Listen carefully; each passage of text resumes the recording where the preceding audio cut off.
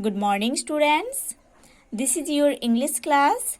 Now we are studying chapter 13 in your English grammar book. The topic is here, the revision of tenses. Students, in the previous classes, we have already studied part 1 to part 4 of this chapter. Today in this class, we are going to study part 5 of this chapter. So students, let's open page number 95 in your English grammar book and start read from here. We never use will or shall in a clause that begins with a temporal conjunction. Temporal conjunction means time related conjunction. Okay? हम कभी will और shall use नहीं करेंगे ऐसे एक clause के साथ जो क्लॉज एक टेम्पोरल कंजक्शन से स्टार्ट होता है. Temporal conjunction means time related conjunction. Okay, इधर कुछ टेम्पोरल कंजक्शन का एग्जाम्पल दिया गया है. Before, after, while, when, as soon as, if, until, till, etcetera. ये सब टेम्पोरल कंजक्शन है. Okay, now read the examples. Number 1, the crops will die before the rains will fall. This sentence is wrong. ये sentence गलत है. क्यों गलत है? देखो, इस सेंटेंस में एक क्लॉज है, before the rains will fall, है ना. ये एक क्लॉज है और इस क्लॉज का जो स्टार्टिंग हुआ है, बिगिनिंग हुआ है, वो एक टेम्पोरल कंजक्शन से हुआ है जो कि बिफोर. ठीक है, बिफोर है एक टेम्पोरल कंजक्शन और इस टेम्पोरल कंजक्शन इस क्लॉज के स्टार्टिंग में है या बिगिनिंग में है और इस क्लॉज में विल यूज किया गया है ना. द रेन सब्जेक्ट है, उसके अनुसार विल यूज किया गया है जो कि बिल्कुल गलत है. हम पढ़े हैं कि ऐसे क्लॉज जो क्लॉज टेम्पोरल कंजक्शन से स्टार्ट होता है या बिगिन होती है, उस क्लॉज में हम विल और शैल का यूज नहीं करेंगे. इधर विल का यूज हुआ है, इसलिए सेंटेंस रॉन्ग है.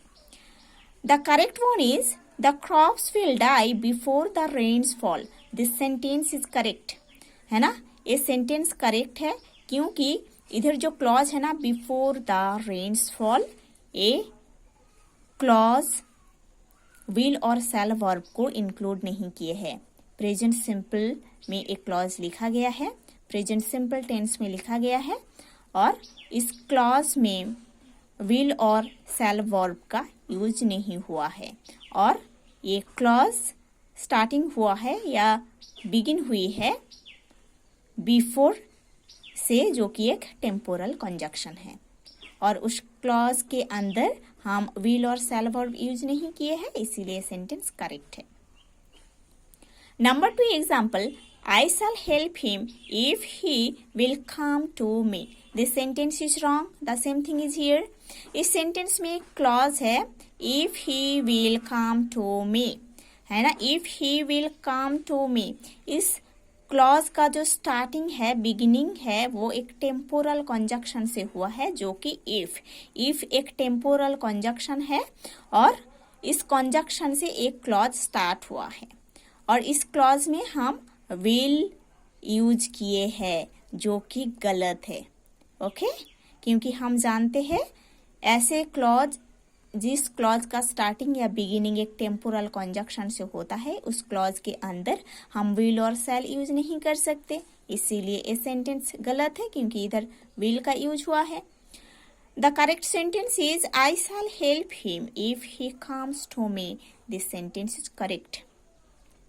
ये सेंटेंस करेक्ट है क्योंकि इधर जो क्लॉज है, if he comes to me, ये क्लॉज टेम्पोरल कंजक्शन इफ से बिगिन हुई है और इस क्लॉज के अंदर विल और शैल का यूज नहीं है. ये प्रेजेंट सिंपल टेंस में है क्लॉज. ठीक है, इसलिए सेंटेंस करेक्ट है. The next example number 3, we shall light the fire when it will get dark. This sentence is wrong. ये सेंटेंस रॉन्ग है क्योंकि इस सेंटेंस में एक क्लॉज है, जो क्लॉज एक टेम्पोरल कंजक्शन व्हेन से स्टार्ट हुआ है, when it will get dark. ठीक है, ये एक क्लॉज है जो कि टेम्पोरल कंजक्शन व्हेन से स्टार्ट हुआ है और इस क्लॉज के अंदर विल का यूज है जो कि गलत है। ऐसे क्लॉज जहां पर वो क्लॉज एक टेम्पोरल कंजक्शन से स्टार्ट होता है, जैसे कि इधर व्हेन एक टेम्पोरल कंजक्शन है, इस कंजक्शन से क्लॉज स्टार्ट हुआ है, इस क्लॉज के अंदर हम कभी विल और शैल यूज नहीं कर सकते। इधर विल का यूज हुआ है इस क्लॉज के अंदर, इसलिए सेंटेंस रॉन्ग है। The correct sentence is we shall light the fire when it gets dark. This sentence is correct. ये सेंटेंस करेक्ट है क्योंकि इधर जो क्लॉज है व्हेन इट गेट्स डार्क, एक क्लॉज व्हेन एक टेम्पोरल कंजक्शन से स्टार्ट हुआ है और इस क्लॉज के अंदर विल और शैल का यूज नहीं है, ये प्रेजेंट सिंपल टेंस में है, इसीलिए सेंटेंस करेक्ट है।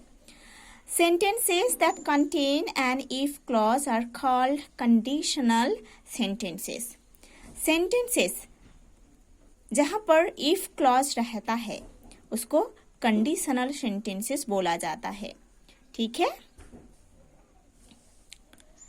now see in the box, remember the verb pattern in conditional sentences. conditional sentences में जो verb pattern रहता है वो है, इधर है if clause, इधर है main clause। Number 1 V1 if clause का verb form है, main clause का verb form है will और shall plus V1। Number 2 V2 if clause का और main clause का जो verb form है वो है would plus V1। Number 3 if clause का जो verb form है had plus V3, main clause का जो verb form है would have plus V3। Now इधर एग्जाम्पल्स दिया गया है। Okay, example number 1, if he comes I shall help him. इधर 2 क्लॉजेस दिया गया है इस सेंटेंस में। ठीक है, एक है इफ क्लॉज, दूसरा है मेन क्लॉज। ठीक है, सो इफ क्लॉज में इधर कम्स यूज हुआ है, एक कम्स है V1। If clause if he comes ये है इफ क्लॉज, इधर V1 कम्स यूज हुई है और मेन क्लॉज आई शैल हेल्प हिम, इधर यूज हुआ है शैल प्लस V1। ठीक है, शैल हेल्प, ये है शैल प्लस V1, शैल प्लस V1 है हेल्प, ये मेन क्लॉज में यूज हुई है। Next, if he came I would help him. देखो ये जो क्लॉज है इधर इफ क्लॉज में यूज हुआ है केम जो कि V2 है। ठीक है, और मेन क्लॉज में यूज हुआ है आई वुड हेल्प हिम जो कि वुड प्लस V1 है, would plus V1 help use हुआ है। Next, if he had come I would have helped him. देखो इफ क्लॉज में इधर हैड प्लस V3 यूज हुआ है, had come means had plus V3 है कम। ओके, मेन क्लॉज में यूज हुआ है would have plus V3 that is helped. Okay, would have plus V3 main clause में यूज हुआ है, would have plus V3 helped use हुई है। Number 2 example, if she works hard she will pass. ठीक है, if she works hard she will pass. Okay, देखो पहला जो वर्ब फॉर्म है वो यूज हुआ है इफ क्लॉज में, इफ सी वॉक्स हर्ड, वॉक्स है V1 यूज हुआ है, मेन क्लॉज में जो वर्ब फॉर्म है वो है she will pass, will plus V1 pass use हुई है। Okay, next, if she worked hard she would pass. देखो ये नंबर 2 का रूल यूज हुआ है, इफ क्लॉज में V2 वॉक्ड यूज हुई है, if she worked hard, worked है V2 इफ क्लॉज में, मेन क्लॉज में यूज हुआ है she would pass, would plus V1, would plus V1 pass use हुआ है। Next, if she had worked hard she would have passed. देखो ये third rule use हुआ है इफ क्लॉज में, had plus V3, had plus V3 worked use हुई है और मेन क्लॉज में would have plus V3 use हुआ है, वुड हैव प्लस V3 है past. Okay, unless equal to if not We never use not in a clause that begins with unless. ठीक है? So ऐसे एक क्लॉज जो कि अनलेस से बिगिन होता है या स्टार्ट होता है, उस क्लॉज के साथ हम कभी उस क्लॉज के अंदर नेगेटिव वर्ड नॉट यूज नहीं करेंगे. अगेन आई एम टेलिंग, ऐसे क्लॉज जिस क्लॉज के बिगिनिंग में अनलेस यूज होता है, ऐसे क्लॉज के अंदर हम कभी नेगेटिव वर्ड नॉट को यूज नहीं करेंगे. Number 1 example, unless you do not start at once you will be late. ये सेंटेंस रॉन्ग है, क्योंकि देखो इधर जो क्लॉज है ना, unless you do not start at once, ये क्लॉज अनलेस से स्टार्ट हुआ है, बट इस क्लॉज के अंदर हम नेगेटिव वर्ड नॉट को यूज किए हैं, इसीलिए सेंटेंस रॉन्ग है. क्योंकि हम पढ़े हैं जो क्लॉज अनलेस से स्टार्ट होता है उसके अंदर हम कभी नॉट यूज नहीं कर सकते. इधर क्लॉज अनलेस से स्टार्ट हुआ है बट इसके अंदर हम नॉट यूज किए हैं, इसीलिए सेंटेंस रॉन्ग है. The right sentence is unless you start at once you will get late. ये करेक्ट है. और you can write if you do not start at once you will get late. ये sentence भी correct है. ठीक है, if not के place में हम अनलेस यूज करते हैं, है ना.